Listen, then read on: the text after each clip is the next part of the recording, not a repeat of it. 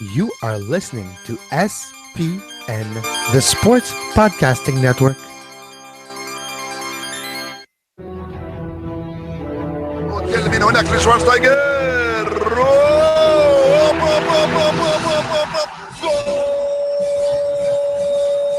Va a pegarle Ronaldinho Gaucho. Ya lo hace. Pierna derecha, directo al arco. ¡Golazo! ¡Golazo! ¡Golazo! ¡Golazo! This is Soccer Today, live on SPN Radio, your new live show about the beautiful game in all its glory, with Duane, Rollins and Kevin Laramee. MLS, EPL, La Liga, Champions League, all is fair game. Powered by the Sports Podcasting Network. Visit us at sportspodcastingnetwork.com. Good morning and welcome to Soccer Today. Duane Rollins in Toronto. Kevin Laramee joins me in Montreal as always on the line. Also in Montreal is Nick Sabetti from the Sporting News. How you doing, Nick? Hey, I'm doing well. Thanks for having me, guys. Nick wrote an article where he spoke to the Canadian national team's men's national team head coach about several issues recently, and we brought him on to talk about that. Primary among them, of interest to a lot of people, was the Patrice Bernier conversation, where he was asked to delay his retirement. Tell us a bit more about that, Nick. Exactly, just sort of summarize that conversation. Yeah, well, I asked him about the game, and he talked about the fact of Patrice Bernier playing very well, and every time he's visited, the coach has visited Stade Saputo in the last 3 months. He's seen Patrice Bernier perform really well, and then at that point I asked, and it's a question that really a lot of people have been asking, given how Bernier has been playing. But you would think that he did announce his retirement, that he would retire at the end of the season. But given the way that he's playing, one would have to think that maybe he'd reconsider it at this point, and perhaps the Impact would maybe want him for longer. Anyway, I put the question to him, and he was clear. He said, he actually does want to convince Bernier to continue. He sees him as important member of the Canadian national team, at least in terms of offering that sort of veteran presence in the locker room. And he even said that he sees him as someone who could even be with the team as far as the beginning of the next the first phases of World Cup qualifying for 2022, which would mean, I think it would probably mean the schedule is not out yet, but it would mean probably the spring or summer of 2019, which would mean that by that point Bernier would be about 40 or 39. So, but I thought those were very interesting comments. And look, I thought his points were fair. I mean, his main point was that he's playing so well. He's one of the best players on this team. If you're playing so well, why would you consider retiring? I mean, usually it's a player that retires. It's a case where it's kind of crystal clear that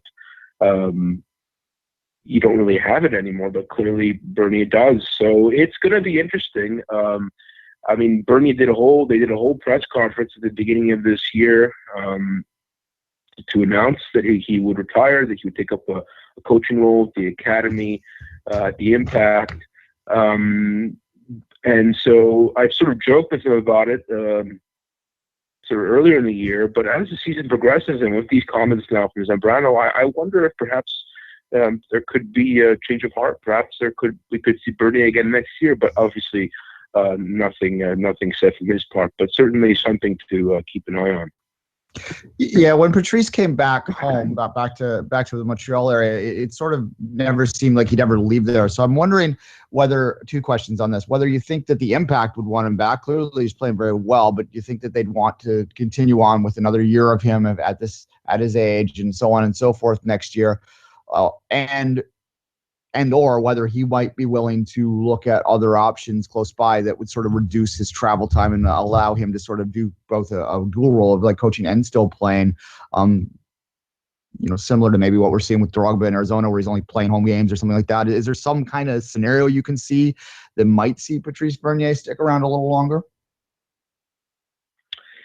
Yeah, I think he would want to stay in Montreal, but yeah, I mean, there's a good chance at this point. I mean, there's a decent chance that the Impact would want him back because, I mean, Jemiley has arrived, so obviously he's really important for the Impact in central midfield. But really, you could say that what Bernier has been the best central midfielder by some distance so far this season for the Impact. So, yeah, he's up there in age. He's 37, turns 38 in September. But if he's playing that well at that level, you just saw the other night against Vancouver. I mean, the assist that he puts in for the goal for Jackson and Mel, just like beating two players after kind of a long sequence. I mean, his fitness he's in great physical shape. I find covering ground in midfield. Obviously, I think he's a player that the Impact would have to, if he were to continue, and I think even this season too, is a player that the Impact would have to sort of manage, in terms of his minutes and whatnot. But even if it's a player coming off the bench or playing here and there, I think he's got another year in him for sure at this point. Whether the Impact wants it back, they haven't said anything. I haven't heard anything from them. But at this point, I think that they must be. They have to start thinking about it. I would say, yeah, it's going to be interesting. I wonder if there'll be sort of a little bit of a turnaround because, like I said, he's playing so well right now. But it's still a long season ahead, so obviously things can change. But we'll see. The other interesting thing is, he's sort of Zambrano also hinted at a kind of at him perhaps. And Bernier also has hinted at this, that he might perhaps have a kind of role, sort of more technical role on the staff, perhaps with Canada in the future or in the short term. That could happen as well. Although he is supposed to coach the academy, take up a coaching role at the academy at the Impact. So not sure how that would work, but certainly someone who's going to be sticking around in soccer either way. There's something about those Canadian nights, Nick. And again, Tuesday was a classic night at South Saputo. Last night was a classic for other reason in Toronto, 4-0 for Toronto. But Montreal going to the final, it was more difficult than anticipated late in the game. What do you take away from this home and away series against Vancouver? Yeah, it was really great. I thought, first of all, I think the chance to see a lot of different Canadian players also makes it a lot of fun. And the 2-game series with the away goal rule, which I know some people maybe don't like, but I find it does create some really interesting scenarios, especially in those last 30 minutes. It seemed like Vancouver, they did play pretty much a second team, save for a few players, Brek Shea, but obviously Brek Shea's doesn't have the match fitness yet, so that's probably why he's playing. But in that game, and obviously the Impact starting the 11, it's pretty much their best 11. And then I thought this game they were gonna it was gonna be blown out of the water 3-0 in the first 35 minutes or so. But then Vancouver really recovered well, and the Impact fell asleep a little bit. We've seen it before this season where the Impact struggled to be consistent, struggled to put in a full 90-minute performance, and Vancouver were one goal away from getting from qualifying to the final, and it was those last 15 minutes or so were the whole game I thought was really entertaining. Just sort of different twists and turns in this one, and I think the Canadian Championship. I think that the fact obviously we've had a lot of games during the daytimes so far this season, and to have a game at night was really nice. And though there were a lot less fans in this game, and I think in Toronto as well was the same case, but in the Impact, I think they announced 15, but really it was more like 12,000. So for them, probably disappointing for sure. But I thought the atmosphere was fantastic. I thought the ultras were much more numerous than they usually are in league games. And for some reason, there's something about these cup games that really gets the fans going, and just the intensity of them. the fact that everything is on the line. It just made for such a very entertaining game, and but yeah, I'm really looking forward to that Toronto Impact series. I think that's going to be fantastic. Especially because we haven't seen these guys, these two teams go at each other since that incredible conference final that they had against each other. So that's going to be that final is going to be fantastic, and obviously the Impact want to go back to the Champions League, and well, they still have some work to do. If they were to win the final, they'd still have to go play Toronto again in August, I think, for that one knockout game, which would set up another great game in August. So yeah, a lot to look forward to for sure. These cup games are really great. I really enjoy them. Unfortunately, due to he felt something in his legs, so Balou Tabla did not play on Tuesday night. What is your thought on the youngster from Montreal? We have seen him over the last few years with FC Montreal, but he stepped up this year. And how do you see him in the near future? I know you talked about it with Zambrano too. So what is your thought on Balou and his play this year? Oh, I mean, I think he's been terrific. I think he has a skill set that's just very rare in North America. I think his ability on the ball, just the fact he's a player that as soon as he gets the ball, he turns right away, faces his player. He can take on guys so easily, so good in 1v1 situations, so quick. I just think that he's a player that is bound to play in Europe. I'd say, I don't know if it's next year or the year after, but if he continues to develop, I think he's a player with really great potential. Look, I mean, he's not a player that with his sort of technical attributes and his ability 1v1, sort of unbalanced defenses, as Morabella would say. I mean, those are really very rare qualities. I'd say even in North America, I think there's very few. I can't think of really another 18-year-old with the qualities that he has. Obviously, there's Alphonso Davies, who's a similar profile, very dynamic, exciting player too, is similar. But in terms of not too many players like this, and I think he's already a starter for the Impact. And the thing that impresses me with him too is that just like defenders, they can't handle him. I think he's so good that despite being so young of age, 18, that they got a double team him when he gets the ball on the outside, and if he's isolated 1v1, I mean, you're in trouble. He's a player that already needs to be double teamed. We've seen so many times this season where even veteran, very very solid defenders, they just cannot handle him when he takes them on. So. An incredible talent, really exciting talent, especially in Canada because we have the academies.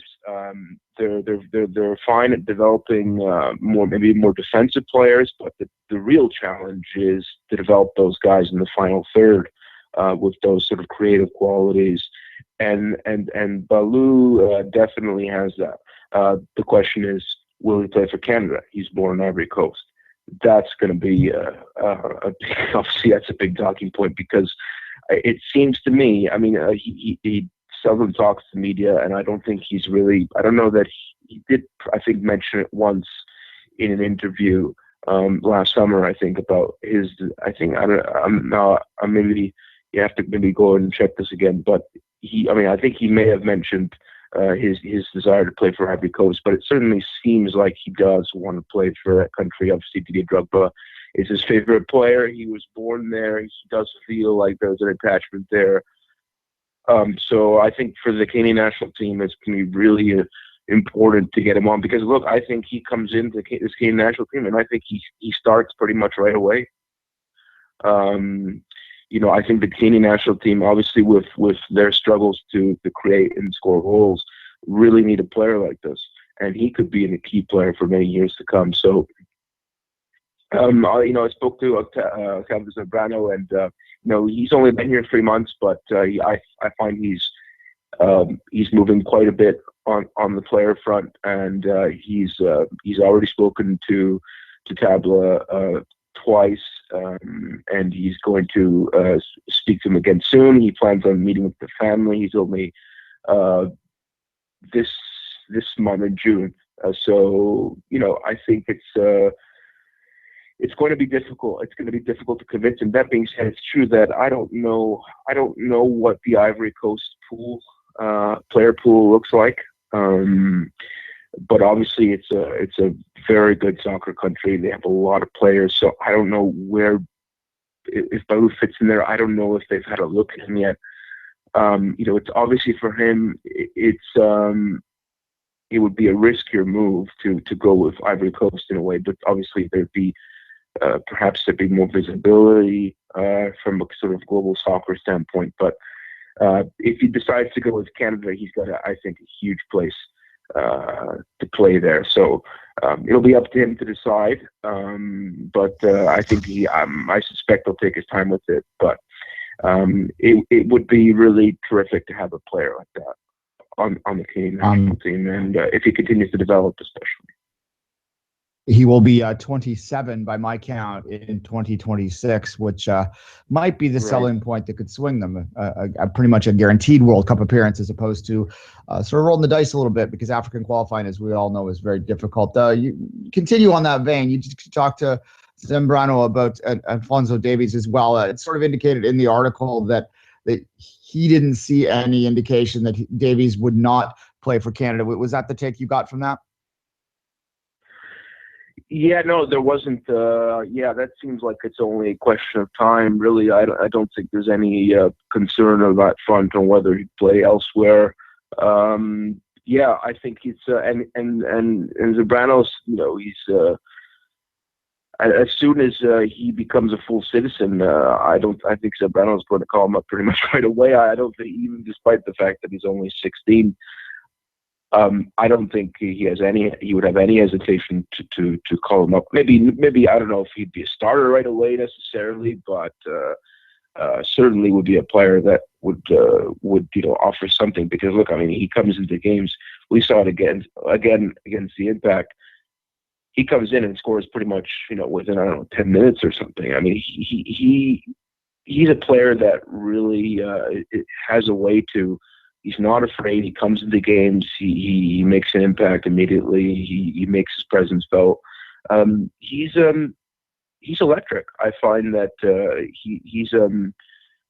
there's something really special about this kid. And Zambrano mentioned having seen him numerous times now, and he would have no hesitation to call him up and make him a part of this team, even as young as he is. So that's obviously playing in the international level has difficulties. There's a lot in terms of travel and playing in different difficult environments. But it would be fascinating to see him perform at that level. And I don't know where he's at exactly in terms of how what timeline is in terms of him becoming a full citizen, but I think perhaps maybe it's within the year. I'm not sure, but from what I gather from what Zambrano said, it seems like he's pretty close with that. So that's another kind of player to kind of keep an eye on. It's I've got to say, I mean, the Canadian national team, the player pool, there are some very interesting young players coming up. So potentially we could have, and especially in view of that World Cup, which looks like we're going to have, at least in part in Canada. We could have a pretty decent team if all these kids come together and develop and continue and be a part of this national team. June 13th, Canada versus Curacao at Stade Saputo. Get your tickets. You can, if you know where to look, you can actually get a 2-for-1 right now. The goalkeeper of that game will be Max Crépeau, and Max Crépeau finally got some playing time, Nick, over the last two games in the Canadian Championship. What is your thought on Max Crépeau and his future? How do you get more playing time for Max Crépeau? What do you think about him? Yeah, I mean, I think with him, he's obviously. You could see that he's sort of disappointed with the fact that he's only now getting a chance to play. I mean, this is, I think, his 5th season with the Impact since signing, and to me, it is sort of strange as to why it's taken so long for him to kind of get a chance, just get a game every now and then. He's a goalkeeper that's he's got some things to work on. Obviously, you could see in that game sort of coming up for crosses probably the biggest area where he's got to sort of to improve and work on. But one thing he's got, I mean, he seems sort of very comfortable. It didn't seem like he was nervous at all. Even in the first minutes, he was sort of calling for the players to pass the ball back to him in certain situations. He's very comfortable with the ball, with playing the ball with his feet, and it's not too often you see a goalkeeper ask for the ball to play back to him. Especially down the last level. They're usually balls passed back, and they're usually just dumping it forward as quick as they can. But yeah, very, very, very, very comfortable with the ball on his feet, and he's it didn't seem sort of out of place or nervous or whatnot. So I think he feels like he's ready. He feels like he can play. The problem is, when does he play? I mean, obviously now he's going to have 2 more games against Toronto, so that's a good situation for him. I think even in those first 7-8 games of the season, which you could say in MLS don't sort of count necessarily for that much. And we've seen a lot of teams try out a lot of young players in those first games where the season still sort of hasn't really started yet, you could say. Maybe it was an opportunity to play Grippo in one of these other games, but yeah, it's going to be interesting. I think that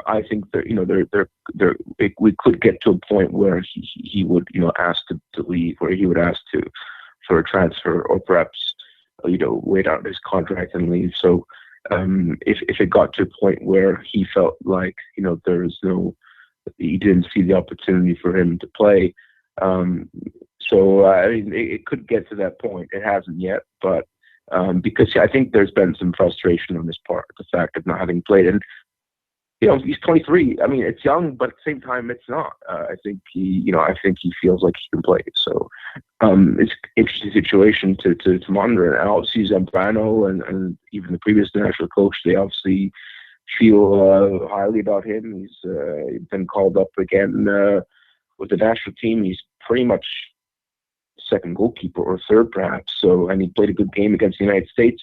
So goalkeeper's got some areas to work on, but a lot of potential, and he feels like he's ready. So yeah, we'll see what happens over the course of this year, whether he can find another game in, get couple more games in, or perhaps maybe if he makes a switch at the end of the season, we'll see. But certainly that's also an interesting player to keep an eye on. You can listen to Nick on Wednesdays, tonight at Thursdays, what am I talking about?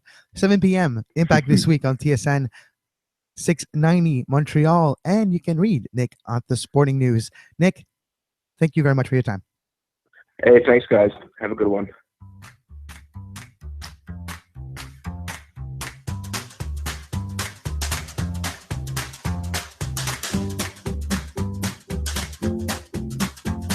You are listening to Soccer Today, live on SPN Radio.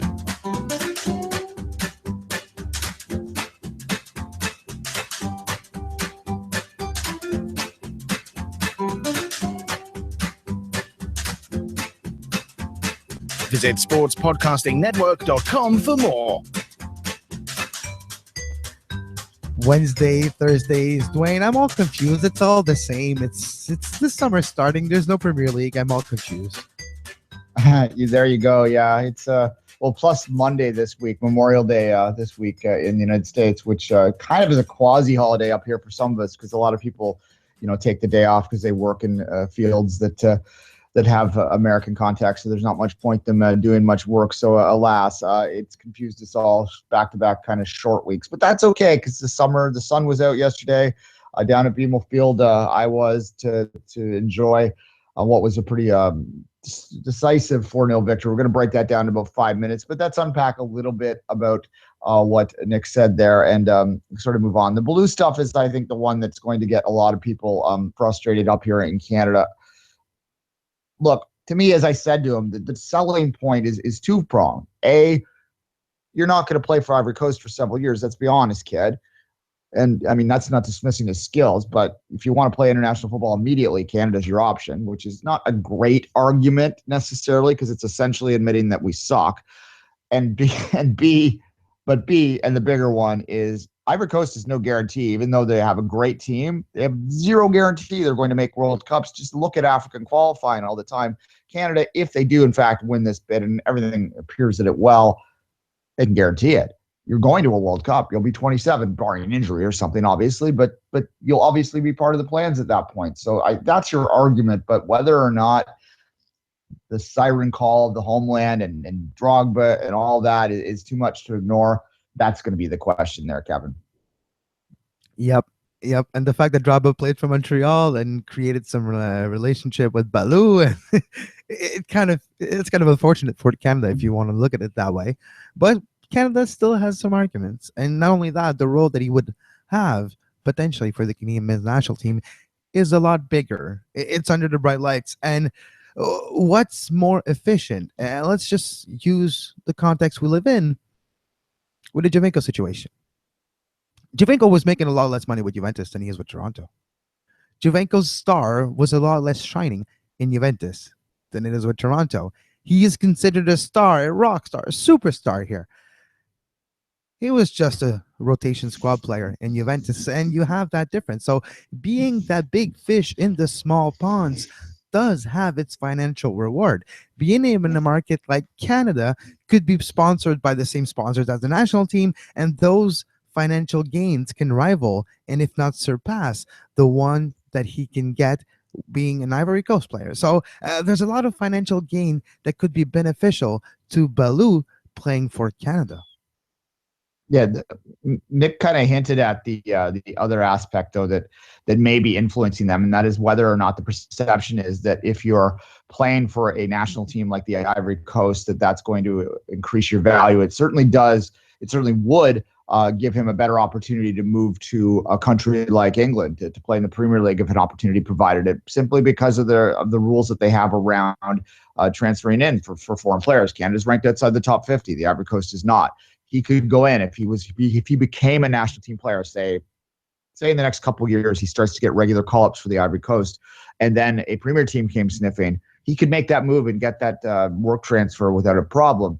If the same thing happened with Canada, it's not so simple.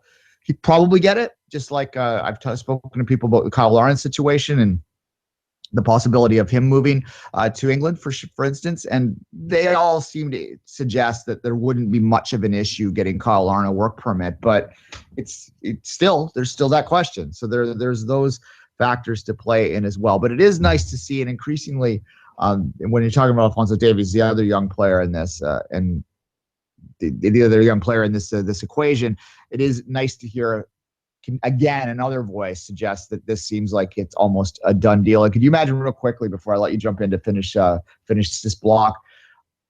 Can you imagine? It's interesting to think about the world, like the national team, and the World Cup of 2026 and what that roster might look like. But a more immediate thing to look at would be the amount of young attacking talent that might be available for the next Olympic cycle. You're looking at the blue. You're looking at Davies. If you can get that Lauren, figured out, you put Lauren in, even if he's older by then. Just put him in as one of the overage. Yeah, and Raheem Edwards with his strong play, playing in an attacking role or a wingback role sometimes, but nonetheless, more or less getting forward and getting those balls in there. There's some interesting stuff to think about there. The Olympic is something that we kind of forget about until it's right upon us, but that's an interesting sort of dynamic as well, Kevin. All right, I said I'd let you wrap, but it's 10:30, so I'll just do it now because I like to talk. All right, let's take a break.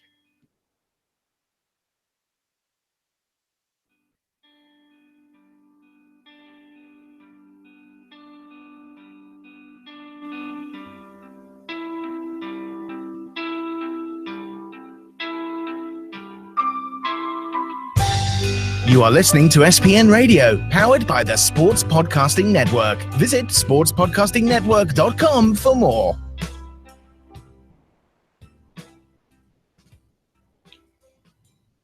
St. Clair. Thanks, St. Clair. Good run out by the Senders. I almost called them the Senders, Kevin. Wow. Wow. Good run to the the Fury playoffs last- for the Senators, yes. But we're talking about the Fury, and a nice try, Ottawa. We kind of figured that last night would happen. All right, we're going to break that down a bit more and preview Montreal, Toronto briefly because it's got a couple of weeks yet. But before we do that, let's quickly go through two things. Let's quickly congratulate the U.S. under-20s for a 6-0 victory this morning in the early hours of the morning. A lot of the Americans that like development stuff on my feed were going crazy over that. This is back-to-back quarterfinals for the U20 program there. That's pretty good for them. They'll play Venezuela, interestingly enough, on the same day that they play the senior team, Venezuela, in a friendly as well, in part of this World Cup cycle preparation for the game in Azteca, which is coming up a week from Sunday.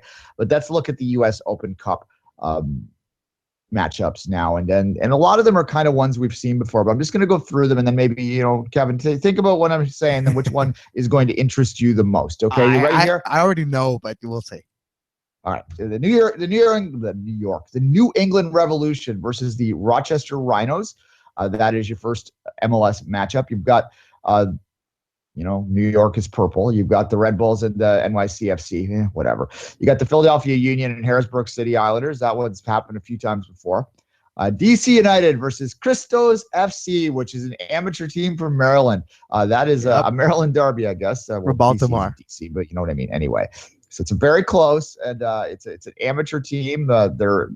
They've won the U.S. There's another cup that's for amateur-only teams. They've won that a few times. This is a good amateur team, but it's an Christos is a pub, so you can basically call this a pub team because, well, they were sponsored by a pub with $1,000 in 1997, and now they're having a great run 20 years later in the U.S. Open Cup. Yes, it's a team that's been built, and it's been subsidized by great players. And isn't it Rick Ronaldo, the coach?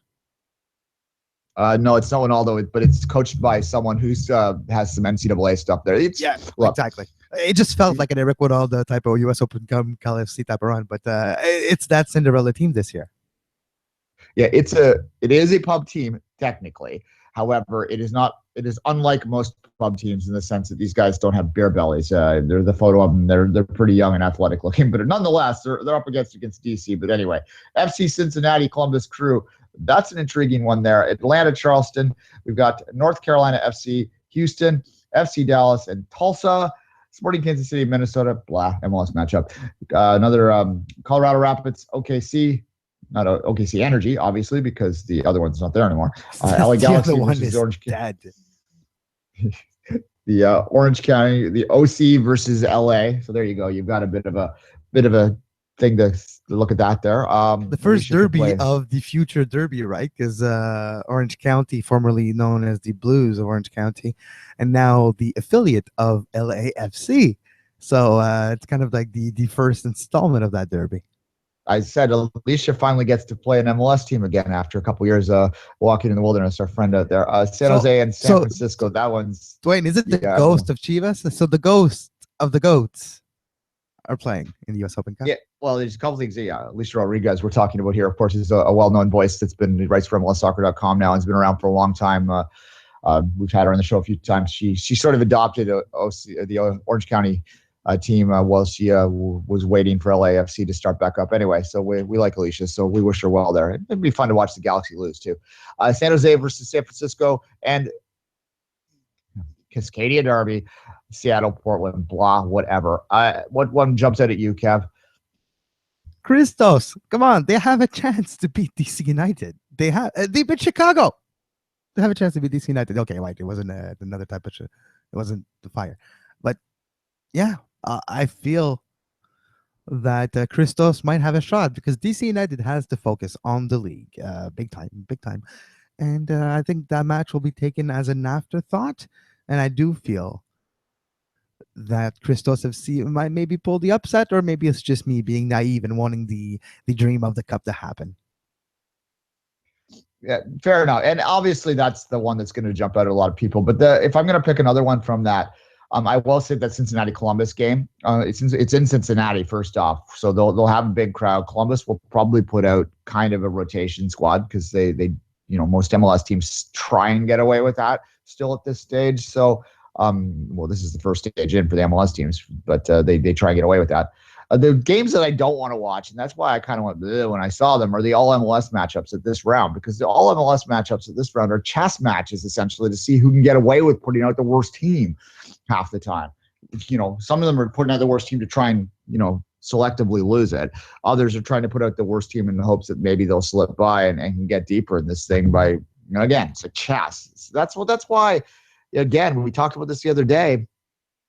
The Voyageurs Cup, that just doesn't happen because the rivalry aspect's too strong. You can't would a Montreal Impact fan be okay if they had trotted out the team like they did against Toronto in 2009 last night? No, they would have burnt the house down, the Ultras, right? Like they just wouldn't accept that. The same with what you saw last night. Vasquez and Javinko playing against the Ottawa Fury, like that doesn't happen in the U.S. Open Cup until the very end. And I think that makes the Voyageurs Cup a very intriguing and interesting competition right now, regardless of how small it is. Kevin, let's move on, though. Let's talk about last night a little bit. I'm going to start by talking about Ottawa, because I think Ottawa deserves a lot of credit for how strongly they competed, how they made this a tie, even though the scoreline 5-2 aggregate 4-0 in the night isn't complimentary necessarily. It is. I think it flatters Toronto a little bit, or not flatters Toronto because Toronto played well to get the goals. I think it underestimates how well Ottawa played in this. They defended in numbers. They defended with passion. They created problems. They created problems down the wing, just getting the ball in, playing simple soccer. And I think maybe they gave a blueprint for some MLS teams to play TFC moving forward too, because TFC struggled a little bit at times to deal with some of those crosses if they could get some height in the box there, that the teams that they're playing against. And I believe that the Fury, they probably grew a lot from this, and they can certainly use it to push themselves forward. God, they're big. That is such a large team, Kevin. You cannot imagine. It was hilarious watching some of those defenders stand beside Javinko in the second half. And I was watching from a good seat last night, so you could really, anyway, nuts to see that. But nonetheless, we have talked about this before, right? In Division 2, yes, when the skill set is higher, the athleticism and height of a player is not necessarily that big of an issue when you look at Javinko versus the tall guys of Ottawa. But in the Division 2, if the skill set is kind of similar, well, the importance of the height of the players is very, very high. And we have seen this. We have seen the adaptation of the USL, and this is one aspect of how you create and build a successful team in Division 2. You kind of need size. You kind of need a very tall players that could be effective in the box, that could be effective defensively, and that is something that is noticeable, like you mentioned. Yeah, no, absolutely. And look, in the end, it was Toronto's high-end skill that played out. I'm thinking the fourth goal, Vasquez's ball into Javinko, and Javinko's one-touch finish with a defender draped on him and a keeper charging at him to get it under there. It's not like the most artistic goal he'll ever score in terms of like whether it was pretty or not, but just the overall, the ball in, though, that's just not something you're ever going to see at the USL level. Maybe by accident occasionally, but not purposely played in. That's the difference here. And I think most Fury fans, and I was talking to a few online last night that's sort of like that were thanking me for complimenting the team and stuff like that. So I know there's no problem with that, because they did compete well, and they did exactly the way they did. They defended in numbers. I was really impressed with that in the first half, how much they would collapse in as a team to sort of deny the middle and force them out wide. Toronto's not necessarily a team built to get the ball in and get goals off the head necessarily. They did get one, but that's not necessarily how they're set up to play. So as long, Ottawa did a great job slowing them down so the counter would not necessarily kill them when they did get forward, and then collapsing in and defending in numbers and getting in front of the ball up until that first goal. Once the first goal went in, obviously at that point they're losing the tie, and they need to score. Once they need to score, they can't quite commit as much to that, and it became difficult. And that second goal, the Endo's goal was really the difference in this tie. Although you might even go back a step, because Endo had a great influence into it, and I'll give him full credit because I don't really care for his game very much often. It's because he's defensively terrible, and they made the switch when Ricketts had the little pull there to put Beitashour in and then move Endo up into what's a more natural position for him. And once they switched those formations, you started to see some of the qualities is why he keeps around. He's got some offensive skills, but he is terrible in the wingback position. And they really, I think, another lesson was learned that you should never have that player play in that role again, because when he does, especially at an MLS level, he's going to get murdered. Nonetheless, the result is done. 4-0 on the night, 9-0 aggregate over the last two home games. It's been quite the difference in sort of atmosphere and experience at BMO Field in the last two games than it ever was in many times before. 9 goals in 2 games, Kevin. 9 goals in less than a week at BMO Field. My God, what world do we live in? I know, right? It must feel weird. It looks weird when we're looking at the standings. So. Yeah, and yes, exactly. TFC not only first overall in points, they're now easily first overall, the only team over 2 points per game on the points per game status, which is the only one really to look at in MLS because they can't get their scheduling right. So everyone's played different amount of games. Exactly. Montreal's 3 games back. Like Montreal's got 11 games played. Some teams got 14. So yeah. Yes. Well, TFC is one of the teams with 14. Hell, Columbus has played 15. Kevin, they played last night. That's true. All right. Let's look ahead a little bit to this series, the tie between Montreal and Toronto. Obviously, going to be the replay of the Eastern Final, although at this point, if you look just at the standings, there's a pretty big gap in points there, 16 points between Toronto and Montreal, so even 3 games in hand isn't going to make that up. What's the excitement level do you feel around this? Do you think this will help sell out Saputo when Toronto comes to town? Do you think that the rivalry, the revenge factor, will drive more butts in the seats this time? Hopefully, but what I do feel and what I have actually sensed from the players is a certain importance to actually get the Voyageurs Cup. It's one of the first times that actually felt like the players wanted to win. When you talk about, I've talked about to Zamali, and you can listen to this and After Woodworks that will be coming out in the next few hours, I promise. I just need to put it together. And you have Zamali saying that, look, it's a cup, it's a country's cup, and it's important. We treat each game in the same importance. And you can see that in the sideline too, how Biello reacted when Zamali scored the 3rd goal for Montreal. Fist bumps, shaking and happy, and yeah, and you can see the importance of that tournament. And even though they might have to face Toronto again if they win the Voyageurs Cup, they're going to have to face it in the one-off for the CCL ticket. You still have that sense that winning that cup is important. It's a trophy. It's a competition. And I'm kind of glad to see this. I cannot say honestly, since 2012, I cannot say this every year. Now I sense it. And I don't know if it's the fact that it's Biello and a more coaching staff that's local, but I do feel the importance of that cup. And that's actually really fun to see when you know the history of the cup. Yeah, well, it's the 10th anniversary of the Canadian Championship, and to distinguish that between the Voyageurs Cup, which is much older. And I think that you're starting to see that too now, that there's a history around this, that some of these players that come in sort of get it now as it's a cup competition. And they sensed what I just said a minute ago, that the intensity of these games is far greater than it is at a lower level of a knockout tournament. And again, we're probably going to lose a bit of that when TFC is playing, I don't know, Halifax Wanderers, the Steelers, and I'm a Canadian Premier League advocate, obviously, so I'm not dismissing the Halifax Wanderers, but in the early years, that's not going to be much of a match, right? So it's going to lose a little something that way, and it'll probably lose something in a single knockout. So let's enjoy this for the next 2 years when we're going to have it this way, because I think that it really is something special right now. We're getting playoff matches, we're getting playoff ties, just like they feel the same. For American listeners out there, like when Toronto plays Montreal, it's going to feel just like it did for the Eastern Conference Final. Both of them are the same. They're playing for a trophy. At the end of the game, end of those ties, one of those teams is going to stand in confetti and hold a trophy in the air, maybe in front of their supporters if it's in Toronto, or in front of some really in front of supporters far away up in the left corner if it's Montreal. Yes. Exactly, and it's going to have that same atmosphere. You're not going to get 60,000 because it's not going to grab the attention of the general population of a city in the same way as that Eastern Conference playoff final did. But it will absolutely galvanize the supporters, and especially the hardcore supporters, in the same way that tie did. And I suspect that the Impact supporters, they're going to want, because they're frustrated in the league right now. They probably remember those years when Toronto was terrible and they somehow won the Voyageurs Cup those 2 years in a row. Again, beating Montreal teams that were much higher than them at the time, and they kind of like to return the favor a little bit this year. It's going to be a very interesting tie in a couple of weeks' time. It means I might have to come to Montreal twice in a week, which is going to be a bit annoying financially, but Patreon.com. Yep.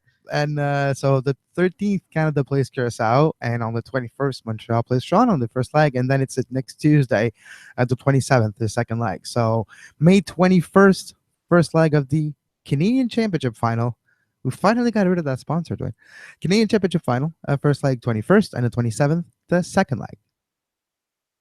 Exactly, and that'll be exciting. So lots more time to break that one down. And who knows what the form is going to be there. We have an international break coming up here too. We've got games to deal with this weekend. Lots of stuff going on in the league. I said May, but yeah, I meant June. So June 21st, the first leg, and June 27th, the second leg. Because, yeah, I know it's June 1st today. Yeah, I paid my rent, so I hope it's June 1st. Otherwise, anyway. All right, Kevin, any final thoughts on the day before you, as always, say goodbye? I'm excited for tomorrow's show preview of the, UEFA Champions League final on Saturday. And we'll talk about this tomorrow with a great guest. And until then, you can follow Duane on Twitter at 24th Minute and myself at Kev Laramee, the show at Soccer Today SPN. And we are available on demand on iTunes, Stitcher, Feedburner, Podbay Player, anywhere you get your podcast, Podcast Addict. Just look for Sports Podcasting Network or Soccer Today, and you will find the show. And as always, until tomorrow, have a great soccer. You were listening to SPN, the Sports Podcasting Network. Visit us, sportspodcastingnetwork.com.